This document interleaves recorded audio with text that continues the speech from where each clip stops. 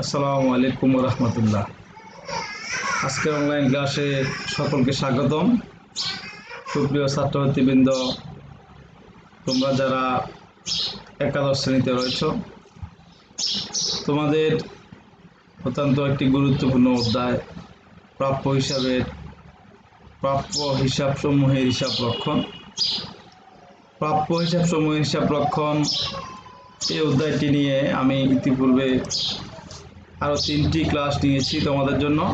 আজকে আমাদের সর্বশেষ অর্থাৎ চতুর্থ পর্বের ক্লাস এবং সর্বশেষ ক্লাস। আজকের এই ক্লাসের মাধ্যমে এই অধ্যায়টি শেষ হবে। শিক্ষার্থীবৃন্দ, আমরা এর আগে 3টি ক্লাসে প্রাপ্য হিসাব নিয়ে আলোচনা করেছি, যা কীভাবে করতে হবে কৌশলগুলো নিয়ে আলোচনা করেছি।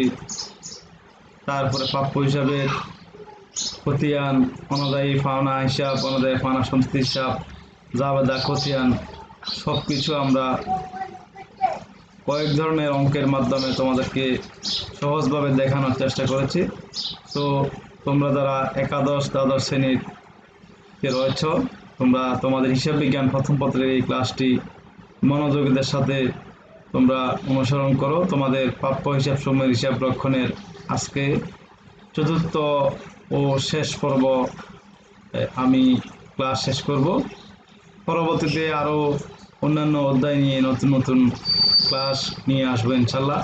শিক্ষার্থীবৃন্দ, আজকের এই ক্লাসে যে বিষয়গুলো শিখন ফল হিসেবে রেখেছি, যে বিষয়গুলো তোমরা পারদর্শিতা অর্জন করতে পারবে আশা করি, সেই বিষয়গুলো বা সেই আমাদের টপিকসগুলো হচ্ছে, প্রথমত প্রাপ্য নোটের সংজ্ঞা বলতে পারবে, তারপরে প্রাপ্য নোট সম্পর্কিত সমস্যাসমূহ সমাধান করতে পারবে। প্রাপ্য নোটের অঙ্ক খুব কমই আসে, কয়েকটি বোর্ড কোশ্চেনে এসেছে, যার কারণে আমি বিষয়টি এখানে আলোচনা করছি। এই একটি ক্লাসের মাধ্যমে আমরা একটি অঙ্ক নিয়ে আলোচনা করব। শিক্ষার্থীবৃন্দ, প্রথমে আমরা প্রাপ্য নোট বা প্রাপ্য বিল সম্পর্কে জানব। প্রাপ্য নোট সমূহ হচ্ছে এক ধরনের প্রতিজ্ঞাপত্র, যেখানে ঋণ গ্রহীতা কর্তৃক একটি নির্দিষ্ট অঙ্কের টাকা চাইবা মাত্র অথবা নির্দিষ্ট সময় অন্তর প্রদানের নিশ্চয়তা প্রদান করা হয়। সাধারণত বাকি দিয়ে বিক্রয় থেকে সৃষ্ট প্রাপ্য হিসেবে বিপরীতে এই প্রাপ্য নোট সৃষ্টি হয়। প্রাপ্য নোটও প্রাপ্য হিসেবের মতো একটি চলতি সম্পদ। অর্থাৎ এখানে দেখো, আমরা যখন বাকি দিয়ে বিক্রি করি প্রাপ্য হিসাব সৃষ্টি হয়, আর প্রাপ্য হিসাবের কাছ থেকে আমরা যখন টাকার পরিবর্তে কোনো প্রতিজ্ঞাপত্র গ্রহণ করি, কোনো একটি প্রতিজ্ঞা গ্রহণ করি, একটা ডকুমেন্ট বা দলিল গ্রহণ করি, যে দলিলটা ব্যবহার করে আমরা নগদ টাকার মতো চাইবা মাত্র নির্দিষ্ট অর্থ আমাকে প্রদান করবে বা অর্থের সুযোগ আমাকে প্রদান করবে, তাকে বলা হবে প্রাপ্য নোট। এটি এক ধরনের প্রতিজ্ঞাপত্র। আমি আবার বলতেছি, বাকি দিয়ে বিক্রয় করা হলে প্রাপ্য হিসাব সৃষ্টি হয়, আর প্রাপ্য হিসাব থেকে প্রাপ্য নোটের উৎপত্তি হয়। কিভাবে? আমরা যদি কোনো প্রাপ্য হিসাব থেকে কোনো নোট বা প্রতিজ্ঞাপত্র পেয়ে থাকি একটি নির্দিষ্ট মেয়াদের জন্য, ওই নির্দিষ্ট মেয়াদ শেষে আমাকে সে টাকাটি সে পরিশোধ করবে, আর আমি ওই নির্দিষ্ট মেয়াদের আগ পর্যন্ত এই নোটটি ব্যবহার করে পণ্য ক্রয় বিক্রয় করতে পারবো, এটি বাট্টাকরণ করতে পারবো, লেনদেন করতে পারবো। আমি আবার এখানে পড়তেছি, প্রাপ্য নোট সমূহ হচ্ছে এক ধরনের প্রতিজ্ঞাপত্র, যেখানে ঋণ গ্রহীতা কর্তৃক নির্দিষ্ট অঙ্কের টাকা। এটি প্রাপ্য নোটটা আমরা ব্যবসায়িক পণ্য বিক্রয় ছাড়াও, ব্যবসায়িক উদ্দেশ্য ছাড়াও অন্য কোনো উদ্দেশ্যে লেনদেনের উদ্দেশ্য হতে পারে। এই জন্য এখানে বলা হচ্ছে ঋণ গ্রহীতা কর্তৃক নির্দিষ্ট অঙ্ক, যিনি ঋণ গ্রহণ করবেন নির্দিষ্ট অঙ্কের চাহিদা মাত্র বা নির্দিষ্ট মাত্র প্রদানের নিশ্চয়তা, যিনি ঋণ গ্রহীতা যিনি প্রদান করবেন, যিনি প্রদেয় যার কাছে এটি প্রদেয়, যিনি টাকা দিতে হবে, উনি কি করবে, এই প্রতিজ্ঞাপত্রটা দিবে। কিভাবে দিবে? নির্দিষ্ট সময় অন্তর প্রদানের নিশ্চয়তা প্রদান করা হবে। সাধারণত বাকি দিয়ে বিক্রয় থেকে সৃষ্ট প্রাপ্য হিসাবের বিপরীতে এই ধরনের, সাধারণত এটি হয়, কিন্তু অন্যান্য ক্ষেত্রেও হতে পারে। আমরা যেহেতু এখানে মেইন আলোচনার বিষয় হচ্ছে আমাদেরকে বাকি দিয়ে বিক্রয় থেকে সৃষ্ট প্রাপ্য হিসাবের বিপরীতে এই প্রাপ্য নোট সৃষ্টি হয়। প্রাপ্য নোটও কিন্তু প্রাপ্য হিসাবের মতো একটি চলতি সম্পদ। প্রাপ্য নোটও এক ধরনের প্রাপ্য হিসাব, কিন্তু পার্থক্য হচ্ছে প্রাপ্য নোটের ক্ষেত্রে একটা প্রতিজ্ঞাপত্র বা একটা ডকুমেন্ট থাকবে। শিক্ষার্থীবৃন্দ, আমরা এর ফলে তোমাদের জন্য একটি অঙ্ক রেখেছি প্রাপ্য নোট সম্পর্কিত সমস্যা সমূহের সমাধান। প্রাপ্য নোট সম্পর্কিত সমস্যা সমূহের সমাধান করার জন্য প্রাপ্য নোট সম্পর্কিত সমস্যা সমূহের সমাধান করার জন্য আমরা একটি অঙ্ক রেখেছি। দেখো মাহি এন্ড কুং, দেখো সমস্যা 4, আমরা চতুর্থ অঙ্ক করতেছি এই অধ্যায়ে এবং যশোর বোর্ড 2017 সালে এই অঙ্কটি এসেছিল। মাহি এন্ড কুং এর হিসাবকাল অর্ধ বছরান্তে সমাপ্ত হবে। তাদের হিসাবকালটা হচ্ছে অর্ধ বছর হিসাব, তারা 6 মাস পর পর হিসাব করে। 2016 সালের 1 জুলাই তারিখে মাহি এন্ড কুং এর প্রাপ্য হিসাবের ব্যালেন্স ছিল 1 লক্ষ টাকা। তো 2016 সালের মানে জুলাইয়ের 1 তারিখে, মানে তাদের যেহেতু অর্ধ বছরান্তে সমাপ্ত হয় সেহেতু জুলাই 1 হচ্ছে তাদের জন্য হিসাব বছরের বা হিসাবকাল শুরু। তাহলে হিসাবকালের শুরুতে তাদের প্রাপ্য হিসাবে ব্যালেন্স ছিল 1 লক্ষ টাকা। উক্ত অর্ধ বছরে নির্বাচিত লেনদেনগুলো নিম্নে দেয়া হলো। দেখো এখানে জুলাই 1 তারিখে রাজু এন্ড কোং এর নিকট থেকে 20,000 টাকা 4 মাস মেয়াদে একটি প্রাপ্য নোট পাওয়া গেল, যার সুদের হার 12%। অর্থাৎ জুলাই 1 তারিখে বললো যে রাজু এন্ড কোং এর নিকট থেকে আমরা একটি 4 মাস মেয়াদী প্রাপ্য নোট পেয়েছি, যার সুদের হার কত পার্সেন্ট? 12%। দেখো জুলাই নভেম্বরের 1 তারিখে আরেকটি লেনদেন রয়েছে, রাজু এন্ড কোং এর প্রাপ্য নোটের টাকা সুদ সহ পাওয়া গেল। মানে অর্থাৎ জুলাই 1 তারিখে যে নোটটি আমরা পেয়েছি সেটির মেয়াদ শেষ হয়ে গেছে কবে? নভেম্বরের 1 তারিখে। তখন রাজু এন্ড কোং এর প্রাপ্য নোটের টাকা সুদ সহ পাওয়া গেল। তারপর নভেম্বরের আবার 1 তারিখে জাহিদের নিকট পণ্য বিক্রি করে 90 দিন মেয়াদে একটি প্রাপ্য নোট পাওয়া গেল, যার সুদের হার 10%। অর্থাৎ সরাসরি আমরা প্রাপ্য নোটের বিনিময়ে পণ্য বিক্রি করছি, জাহিদের নিকট পণ্য বিক্রি করেছি, সে টাকার পরিবর্তে আমাকে 90 দিন মেয়াদে একটি প্রাপ্য নোট সে আমাকে দিল, আমি তার কাছ থেকে নোটটি পেলাম, যার সুদের হার 10%। দেখো ডিসেম্বরের 1 তারিখে জাহিদের প্রাপ্য নোটের উপর সুদ প্রাপ্য হলো, যেহেতু জাহিদের প্রাপ্য নোটের মেয়াদ হচ্ছে 90 দিন বা 3 মাস। তো নভেম্বরের 1 তারিখে এই নোটটা মেয়াদ গণনা শুরু হবে, ডিসেম্বরের 1 তারিখে গিয়ে 1 মাস পূর্ণ হবে। আমাকে বলা হচ্ছে যে ডিসেম্বর 1 তারিখে জাহিদের প্রাপ্য নোটের উপর সুদ প্রাপ্য হলো। এখানে শিক্ষার্থীবৃন্দ ডিসেম্বরের 31 তারিখ হবে। এখানে দেখো এখানে এই ডিসেম্বরের এই ডেটটা হবে ডিসেম্বরের 31 তারিখ। ডিসেম্বরের 31 তারিখ অর্থাৎ ডিসেম্বরের 31 তারিখে 2 মাস মেয়াদ পূর্ণ হবে। ওই 2 মাস মেয়াদ পূর্ণ হলে আমরা জাহিদের প্রাপ্য নোটের উপর সুদ প্রাপ্য হবে, এটা আমরা হিসাবভুক্ত করব। করণীয় হিসেবে আমাদের 3টি বিষয় রয়েছে। জাহিদের প্রাপ্য নোটের মেয়াদ পূর্তির তারিখ নির্ণয় করো, জাহিদের প্রাপ্য নোটটির মেয়াদ পূর্তির তারিখ নির্ণয় করো। তারপরে मतलब জাহিদের যে প্রাপ্য নোটটা, এই নোটটা মানে মেয়াদ পূর্তি কখন হবে ওই তারিখটা আমরা নির্ণয় করতে হবে। খতে বলা হয়েছে যে প্রয়োজনীয় জাবেদা দাও, আর গতে বলা হয়েছে প্রাপ্য হিসেব এবং প্রাপ্য নোটের খতিয়ান করো, আচ্ছা হিসাব প্রস্তুত করো। শিক্ষার্থীবৃন্দ আমরা এরপরে সরাসরি আমরা মেয়াদ পূর্তির তারিখ নির্ণয় করব। জাহিদের প্রাপ্য নোটটির মেয়াদ পূর্তির তারিখ নির্ণয় করব। জাহিদের প্রাপ্য নোটটির মেয়াদ পূর্তির তারিখ আমরা নির্ণয় করব। দেখো নোটের মেয়াদ কয়দিন? 90 দিন। তাহলে জাহিদের এই নোটটা ইস্যু করা হয়েছে, নোটটা পাওয়া গেছে নভেম্বরের 1 তারিখে। কয় তারিখে পাওয়া গেছে? নভেম্বরের 1 তারিখ। আমরা জানি নভেম্বর মাস 30 দিনে, নভেম্বরের 1 থেকে নভেম্বরের 30 দিন। আমরা নোটের মেয়াদ কয়দিন? 90 দিন। 90 দিন আমাদেরকে এখানে মিল করতে হবে। 90 দিনের মিল করার জন্য দেখো নভেম্বরের 1 থেকে নভেম্বরের 30 দিন, ডিসেম্বরের 1 থেকে ডিসেম্বরের 31 দিন। তাহলে মোট কদিন হলো? 61 দিন। আরো কত দরকার? আর 29 দিন দরকার। তো 90 দিন পূর্ণ হওয়ার জন্য আমার আরো কত দিন দরকার? 29 দিন দরকার। সো আমরা ওই 29 দিন যোগ করলে জানুয়ারির কয় তারিখ হবে? 29 তারিখ। অর্থাৎ জানুয়ারির 29 তারিখে জাহিদের প্রাপ্য নোটের মেয়াদ পূর্তির তারিখ, অর্থাৎ জাহিদের প্রাপ্য নোটটি জানুয়ারির 29 তারিখে এই মেয়াদ উত্তীর্ণ হবে বা মেয়াদ পূর্তি হবে। সো আমরা উত্তর হিসেবে রাখতে পারি যে মেয়াদ পূর্তির দিবস হচ্ছে 29 জানুয়ারি 2017। তাহলে আশা করি তোমরা বুঝতে পেরেছো। অর্থাৎ নোটের মেয়াদ 90 দিন, নভেম্বর 1 তারিখ থেকে, যেহেতু নভেম্বর ইস্যু করা আছে নভেম্বর 1 তারিখ থেকে নভেম্বরের 30 তারিখে 30 দিন, ডিসেম্বর মাস 31 দিনে, ডিসেম্বরের 31 দিন, ডিসেম্বর মাস শেষ। তাহলে ডিসেম্বর মাস শেষ হওয়ার পরে আমার 61 দিন হবে, আর বাকি 29 দিন যোগ করার পরে আমার 90 দিন মিলবে। এই জন্য জানুয়ারি থেকে আমরা 29 দিন নিব এবং জানুয়ারির 29 তারিখে আমার নোটের মেয়াদ পূর্তি হবে। শিক্ষার্থীবৃন্দ এবার আমরা আমাদের জাবেদা দাখিলায় যাব, যেভাবে লেনদেনগুলো দেওয়া আছে লেনদেনগুলো দেখে আমরা জাবেদা করব। দেখো করণীয় খতে আমরা মাহি ইনকমের জাবেদা করব। প্রথমে 2016 সালে দেখো জুলাই 1 তারিখে বলা হয়েছে যে আমরা রাজু এন্ড কোং নিকট থেকে একটি প্রাপ্য নোট পেলাম। কার কাছ থেকে প্রাপ্য নোট পেলাম? রাজু এন্ড কো। আমি কিন্তু প্রাপ্য নোটের সংজ্ঞার ক্ষেত্রে তোমাদেরকে এই কথাটি আমি উল্লেখ করেছি যে প্রাপ্য নোট সৃষ্টি হয় কোথা থেকে? প্রাপ্য হিসাব থেকে। প্রাপ্য নোট সৃষ্টি হয় প্রাপ্য হিসাব থেকে। অর্থাৎ আমরা যখন বাকি দিয়ে বিক্রি করি প্রাপ্য হিসাব সৃষ্টি হয়, আর প্রাপ্য হিসাব থেকে আমরা যখন প্রতিজ্ঞাপত্র পেয়ে থাকি তখন সেটিকে বলা হবে প্রাপ্য নোট। তো যেহেতু এখানে রাজু এন্ড কং এর নিকট থেকে প্রাপ্য নোট পাওয়া গেছে, সেহেতু রাজু এন্ড কং নিশ্চয় আমার প্রাপ্য হিসাব। আমরা যখন কারো কাছ থেকে টাকা পাই, নোট পাই, কেন পাই? নিশ্চয় তার কাছে আমি বাকি দিয়ে বিক্রি করেছি, নিশ্চয় তিনি আমার প্রাপ্য হিসাব। সো এই যে রাজু এন্ড কং এর নিকট থেকে আমি প্রাপ্য নোট পেলাম, এখানে রাজু কিন্তু আমার প্রাপ্য হিসাব। দেখো রাজু যখন আমাকে একটা রাজু এন্ড কং যখন আমাকে একটা প্রাপ্য নোট দিয়ে দিবে, আমার প্রাপ্য নোট বৃদ্ধি পাবে। আর রাজু এন্ড কং এর নামটাকে আমরা এখন আর প্রাপ্য হিসেবে রাখবো না, এটিকে আমরা প্রাপ্য নোটে ট্রান্সফার করবো, অর্থাৎ প্রাপ্য হিসাব হ্রাস পাবে।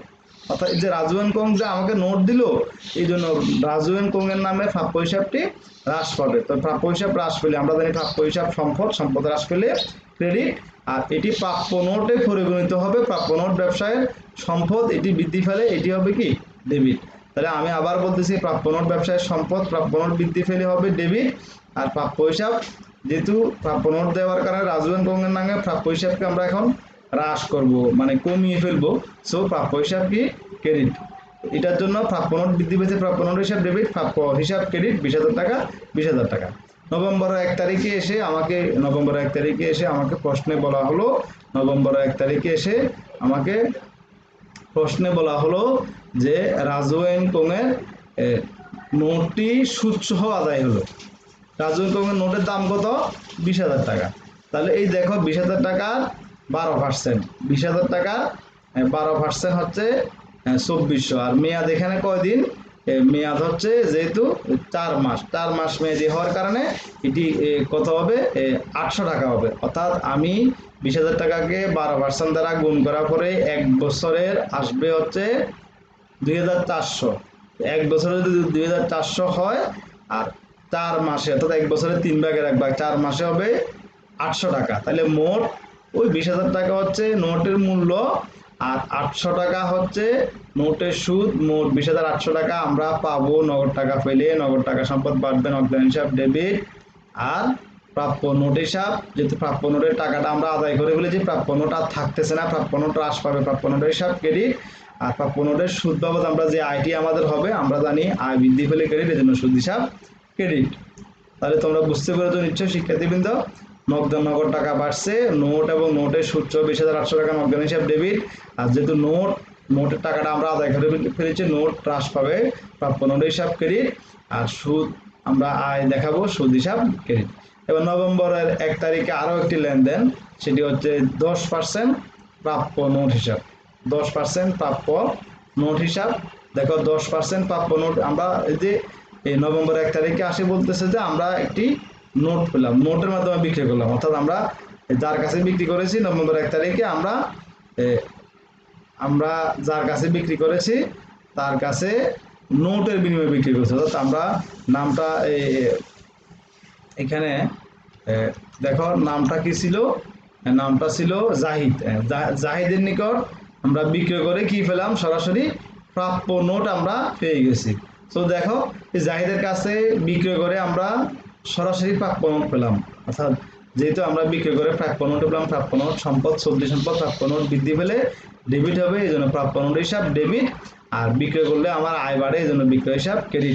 আমরা বিক্রয় করলাম, আয় বৃদ্ধি করলাম 30,000 টাকা, বাট আমরা সেখানে নগদ টাকাও পেলাম না, আর এটা সরাসরি বাকিতেও বিক্রি করলাম না, প্রাপ্য নোটের বিনিময়ে বিক্রি করলাম, এই জন্য 10% প্রাপ্য নোট হিসাব ডেবিট হবে। এটা আমাদের একটি সম্পদ। এবার দেখো ডিসেম্বরের 31 তারিখ, এখানে তারিখ হবে ডিসেম্বরের 31। দেখো ডিসেম্বরের 31 তারিখে আমাকে প্রশ্নে বলা হলো যে ডিসেম্বরের 31 তারিখে জাহিদের নোটটি প্রাপ্য, মানে সুদ প্রাপ্য হলো, জাহিদের নোটের সুদ কি হলো? প্রাপ্য হলো। তাহলে দেখো নভেম্বরের 1 তারিখ থেকে ডিসেম্বরের 31 তারিখ কয় মাস? 2 মাস। তাহলে ওই 30,000 টাকার উপর 10% হারে আমি 2 মাসের সুদ ধরবো। 30,000 টাকার উপর 10%, 30,000 টাকা 10% হচ্ছে 3,000 টাকা। 3,000 টাকা হচ্ছে আমার 1 বছরের সুদ। তো আমরা এখানে প্রাপ্য এই সুদের জন্য জাবেদা হবে কি আমি আগে বলি, যেহেতু সুদটা প্রাপ্য হলো, পাওয়া যাবে, মানে ডিসেম্বরের 31 তারিখে আমাদের এখনো কিন্তু নোটের মেয়াদ কিন্তু শেষ হয় নাই, বছর শেষ, বাট নোটের মেয়াদ এখনো শেষ হয় নাই, নোটের মেয়াদ 61 দিন বা 2 মাস গেল। তো যেহেতু নোটের মেয়াদ এখনো শেষ হয় নাই, সেহেতু আমরা টাকা পাওয়ার কোনো সম্ভাবনা নাই, কিন্তু বছর শেষ হওয়ার কারণে আমরা ওই নোটের উপর যে সুদটা আমাদের প্রাপ্য এই 2 মাসে, এই প্রাপ্য সুদটাকে আমরা হিসাবভুক্ত করব। তো এই প্রাপ্য সুদটাকে হিসাবভুক্ত করার জন্য আমরা প্রাপ্য সুদ, যেহেতু সুদ পাওয়া যাবে, সম্পদ ডেবিট, প্রাপ্য সুদ হিসাব ডেবিট, আর সুদ আয় হিসাব ক্রেডিট। টাকার পরিমাণ কত হবে? টাকার পরিমাণ হবে 30,000 টাকা, 10%, 3,000 টাকা। 3,000 টাকা হচ্ছে 1 বছরের জন্য, আর 3,000 টাকা আমরা 12 দ্বারা ভাগ 2 দ্বারা গুণ করলে যে পরিমাণ টাকা আসবে, ওই পরিমাণ টাকা দিয়ে আমরা এখানে লিখবো। আমি এখানে টাকার অঙ্কটি ভুল কমে লিখি নাই, তোমরা 30,000 গুণ 10%, 30,000 টাকা 10%কে 12 দ্বারা ভাগ 2 দ্বারা গুণ করলে যে অ্যামাউন্টটা আসবে সেটি এখানে বসিয়ে দিবে। শিক্ষার্থীবৃন্দ, এই প্রাপ্য সুদ যেহেতু পাওয়া যাবে সম্পদ ডেবিট, আর সুদ আয়, সুদ আমার আয়, আয় বাড়লে ক্রেডিট, এজন্য সুদ আয় হিসাব ক্রেডিট। এবার আসো আমরা করণীয় গতে আমরা প্রাপ্য হিসাব করব, প্রাপ্য হিসাবের খতিয়ান করব। যেহেতু দেখো এখানে আমরা মাহি ইনকাম প্রাপ্য হিসাব, তো প্রাপ্য হিসাব, এখানে প্রাপ্য হিসাবের ঝামেলা আমাদের এই অঙ্কে কম। জুলাই 1 তারিখে আমাদের প্রাপ্য হিসাবের দেয় ছিল 1 লক্ষ টাকা। প্রাপ্য হিসাবের দেয় ছিল কত টাকা? 1 লক্ষ টাকা। জুলাই 1 তারিখে আমাদের প্রাপ্য হিসাবের দেয় ছিল 1 লক্ষ টাকা। আর এখানে দেখো এই প্রাপ্য হিসাবে ছিল 1 লক্ষ টাকা। এখন জুলাই আবার জুলাই 1 তারিখে দেখো আমরা প্রাপ্য হিসাব থেকে প্রাপ্য নোট পেলাম, অর্থাৎ প্রাপ্য হিসাব রাজু অ্যান্ড কমিউনিকেটে আমরা একটা নোট পেলাম, সেখানে আমরা জাবেদা করেছি। সেখানে আমরা কি জাবেদা করেছিলাম? সেখানে আমরা লিখেছিলাম প্রাপ্য নোট হিসাব ডেবিট, প্রাপ্য হিসাব ক্রেডিট। জুলাই 1 তারিখে আমরা যে প্রথম জাবেদা করেছিলাম সেখানে আমরা কি লিখেছিলাম? প্রাপ্য নোট হিসাব ডেবিট, প্রাপ্য হিসাব ক্রেডিট। প্রাপ্য হিসাবের খতিয়ান যেহেতু আমরা করতেছি, প্রাপ্য হিসাবের বিপরীতে আছে প্রাপ্য নোট হিসাব, আমরা এখানে লিখবো প্রাপ্য নোট হিসাব লিখবো। আর এই প্রাপ্য নোটে যেহেতু প্রাপ্য হিসাব জাবেদা কোন দিকে আছে? ক্রেডিট দিকে আছে, টাকা আমরা ক্রেডিট দিকে লিখবো। লেখার পরে আমাদের প্রাপ্য হিসাবে ডেবিট যে 1 লক্ষ টাকা থেকে ও 20,000 টাকা বাদ গিয়ে ডেবিট যে এখন হবে কত টাকা? 80,000 টাকা। আশা করি তোমরা বুঝতে পেরেছো। প্রাপ্য হিসাবের ব্যালেন্স বিডি, আগে থেকে ব্যালেন্স ছিল 1 লক্ষ টাকা, এবং প্রাপ্য নোট আদায় করার কারণে প্রাপ্য হিসাব থেকে প্রাপ্য নোট পাওয়ার কারণে প্রাপ্য নোট বৃদ্ধি পাবে, প্রাপ্য হিসাব হ্রাস পাবে, এই জন্য প্রাপ্য হিসাব হ্রাস পেয়ে 80,000 টাকা হলো। আমরা দুই দিক দিয়ে বা দুই ধরনের বা দুইভাবে তোমাদেরকে বিষয়টি বুঝিয়ে দিলাম। তারপরে আমরা যে বিষয়টি দেখবো সেটি হচ্ছে প্রাপ্য নোট হিসাব। প্রাপ্য নোট হিসাব দেখো আমাদের এখানে প্রাপ্য নোট হিসাবের আগে থেকে কোনো, এখানে দেখো খতিয়ানের এই নিয়ম অনুযায়ী প্রাপ্য নোট হিসাবের আগে থেকে কোনো ব্যালেন্স ছিল না। এখানে ব্যালেন্স লেখার কোনো প্রশ্নই আসে না। তবে আমরা জুলাই 1 তারিখে যেহেতু আমরা প্রাপ্য হিসাব থেকে প্রাপ্য নোট পেয়েছিলাম, কি পেয়েছিলাম? প্রাপ্য হিসাব থেকে প্রাপ্য নোট, অর্থাৎ রাজু অ্যান্ড কমিউনিকেট থেকে আমরা একটা প্রাপ্য নোট পেয়েছিলাম। সেখানে আমরা জাবেদায় লিখেছিলাম কি? সেখানে আমরা জাবেদায় লিখেছিলাম প্রাপ্য নোট হিসাব ডেবিট, প্রাপ্য হিসাব ক্রেডিট। যেহেতু আমরা প্রাপ্য নোট হিসাবের খতিয়ান করতেছি, প্রাপ্য নোট হিসাবের বিপরীতে কি ছিল জাবেদায়? প্রাপ্য হিসাব। তো আমরা প্রাপ্য হিসাব রাজু অ্যান্ড কং এর নাম লিখলাম, প্রাপ্য হিসাব রাজু অ্যান্ড কং। যেহেতু জাবেদায় প্রাপ্য নোট হিসাব ডেবিট ছিল, টাকা আমরা ডেবিট দিকে লিখবো এবং ডেবিট যে হবে। আবার দেখো নভেম্বর 1 তারিখে আমরা ওই যে রাজু অ্যান্ড কং এর নিকট থেকে প্রাপ্য নোটের সুদ সহ আদায় হলো। কি হলো?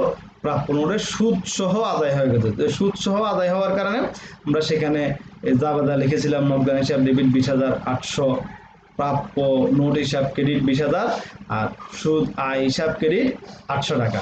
অর্থাৎ প্রাপ্য নোট হিসাব লিখেছিলাম প্রাপ্য নগদান হিসাব ডেবিট 20,800, আর প্রাপ্য নোট হিসাব ক্রেডিট 20,000, আর সুদ আয় হিসাব ক্রেডিট 800 টাকা। তাহলে দেখো ওই জাবেদায় আমরা কিন্তু প্রাপ্য নোটকে ক্রেডিট করেছিলাম, প্রাপ্য নোটের বিপরীতে কি লিখেছিলাম? নগদান হিসাব। তো সেহেতু আমরা প্রাপ্য নোটের যা খতিয়ান যেহেতু করতেছি, বিপরীতে আসা নগদান হিসাব, নগদান হিসাব আমরা এখানে লিখবো, নগদান হিসাব আমরা এখানে লিখবো। তবে টাকা লেখার সময় প্রাপ্য নোটের সাথে নগদের যে পরিমাণ টাকার সম্পর্ক ছিল, প্রাপ্য নোটের সাথে নগদের সম্পর্ক ছিল কত টাকা? 20,000 টাকা। অর্থাৎ প্রাপ্য নোট ছিল আমরা 20,800 টাকা আদায় করেছি ঠিক, কিন্তু এর ভিতরে প্রাপ্য নোট ছিল কত? 20,000। যেহেতু প্রাপ্য নোটের বিপরীতে নগদান হিসাব, আমরা নগদান হিসাব লিখবো। প্রাপ্য নোট যেহেতু সেখানে জাবেদায় কোন দিকে? ক্রেডিট দিকে, টাকা আমরা ক্রেডিট দিকে লিখবো। প্রাপ্য নোটের আর ডেবিট যে থাকবে না, অর্থাৎ যেহেতু টাকাটা আদায় হয়ে গেছে, যে আর থাকবে না নীল। নভেম্বরের 1 তারিখে আবার আমরা বিক্রয় করেছি। নভেম্বরের 1 তারিখে আমরা জাহিদের নিকট প্রাপ্য নোটের বিনিময়ে বিক্রয় করেছি। সেখানে আমরা জাবেদা লিখেছি প্রাপ্য নোট হিসাব ডেবিট, বিক্রয় হিসাব ক্রেডিট। যেহেতু প্রাপ্য নোটের বিনিময়ে বিক্রি করেছি, আমার প্রাপ্য নোট বৃদ্ধি পেয়েছে। সো জাবেদা ছিল প্রাপ্য নোট হিসাব ডেবিট, বিক্রয় হিসাব ক্রেডিট। প্রাপ্য নোটের বিপরীতে ছিল বিক্রয় হিসাব, আমরা এখানে বিক্রয় হিসাব লিখছি। আর জাবেদা যেহেতু প্রাপ্য নোট হিসাব কোন দিকে ছিল? ডেবিট দিকে ছিল। অর্থাৎ নভেম্বরের 1 তারিখে জাবেদায় প্রাপ্য নোট হিসাব কোন দিকে ছিল? ডেবিট দিকে ছিল। সো আমরা এখানে ডেবিট দিকে টাকাটা লিখবো এবং ডেবিট যে হবে। আশা করি তোমরা প্রাপ্য নোটের খতিয়ান বুঝতে পেরেছ। জাবেদা যদি বুঝো ভালোভাবে, জাবেদাকে খতিয়ান করাটা খুবই ইজি। তোমরা বিষয়টি খতিয়ানের উপর আমরা এর আগে খতিয়ান আমরা অন্যান্য অঙ্কগুলোতে করেছি এবং খতিয়ান নিয়ে আমরা আলোচনা করেছি। শিক্ষার্থীবৃন্দ, আমরা তোমাদের জন্য যথারীতি বাড়ির কাজ দিচ্ছি। অনুশীলনী 4 একটি বাড়ির কাজ দেখো। 2016 সালের জুলাই 1 তারিখে লাভিব এন্ড কোং এর প্রাপ্য হিসাবের ব্যালেন্স ছিল 2 লক্ষ টাকা। 2016 সালের 1 জুলাই তারিখে প্রাপ্য হিসাবের ব্যালেন্স ছিল কত টাকা? 2 লক্ষ টাকা। উক্ত বছরের লেনদেনগুলো এখানে দেওয়া হলো। দেখো, জুলাই 1 তনু এন্ড কোং এর নিকট থেকে 30,000 টাকা 4 মাস মেয়াদি একটি প্রাপ্য নোট পাওয়া গেল, যার সুদের হার কয় পার্সেন্ট? 15%। আমরা আমাদের যে অঙ্কটি করেছি ওই অঙ্কের অনুকরণে এখানে প্রশ্নটি দিয়েছি, যাতে তোমাদের বুঝতে সুবিধা হয়, অঙ্ক করতে সুবিধা হয়। তনু এন্ড কোং এর নিকট হতে 30,000 টাকা 4 মাস মেয়াদি একটি প্রাপ্য নোট পাওয়া গেল, যার সুদের হার 15%। তারপরে দেখো পরবর্তী লেনদেনটা কি ছিল? তনু এন্ড কোং এর প্রাপ্য নোট টাকা সুদ সহ পাওয়া গেল। আবার দেখো নভেম্বরের 1 তারিখে আবার মুজাহিদের নিকট পণ্য বিক্রয় করে 90 দিন মেয়াদি একটি প্রাপ্য নোট পাওয়া গেল, যার সুদের হার কয় পার্সেন্ট? 12%। মুজাহিদের নিকট পণ্য বিক্রয় করে 90 দিন মেয়াদি একটি প্রাপ্য নোট পাওয়া গেল, যার সুদের হার কয় পার্সেন্ট? 12%। আবার দেখো এখানেও কিন্তু ডিসেম্বর 31 হবে। এখানে তারিখটা হবে কত? ডিসেম্বর 31। এখানে তারিখটা হবে ডিসেম্বর 31। মুজাহিদের প্রাপ্য নোটের উপর সুদ প্রাপ্য হলো, অর্থাৎ একই অনুকরণে আমরা অঙ্কটি করেছি। সো এখানে করণীয় হিসাবে তোমাকে যে বিষয়গুলো করতে হবে, মুজাহিদের প্রাপ্য নোটটির মেয়াদ পূর্তি তারিখ নির্ণয় করবে। তুমি মেয়াদ পূর্তি তারিখ নির্ণয় করবে, প্রয়োজনীয় জাবেদা দাখিলা দিবে এবং প্রাপ্য হিসাব এবং প্রাপ্য নোট হিসাব প্রস্তুত করবে। শুধুমাত্র ইনফরমেশনগুলো আমি টাকার অ্যামাউন্টগুলো চেঞ্জ করে দিয়েছি আর নামগুলো চেঞ্জ করে দিয়েছি। তোমরা এই একই প্রশ্ন বাড়ির কাজটি তোমরা অবশ্যই করবে এবং তোমরা আশা করি তোমরা আমার এই ক্লাসটি শুরু থেকে শেষ পর্যন্ত তোমরা অনুসরণ করেছো। শিক্ষার্থীবৃন্দ, তোমরা যারা শেষ পর্যন্ত কষ্ট করে আমার এই ক্লাসটি উপভোগ করেছো, তোমরা শেখার চেষ্টা করছো এবং তোমাদের এই প্রাতিষ্ঠানিক বন্ধের সময়ে পড়াশোনা সচল রাখতে অনলাইন ক্লাসে অংশগ্রহণ করেছো। তোমাদের সবাইকে আমার পক্ষ থেকে আন্তরিক ধন্যবাদ এবং শুভেচ্ছা জানিয়ে তোমরা সবাই ভালো থাকো, সুস্থ থেকো। তোমরা আমার জন্য দোয়া করো এবং তোমাদের জন্য দোয়া করি। এই আশা রেখে আজকের এই অনলাইন ক্লাসের কার্যক্রম সমাপ্ত করছি। আসসালামু আলাইকুম ওয়া রাহমাতুল্লাহি ওয়া বারাকাতুহু।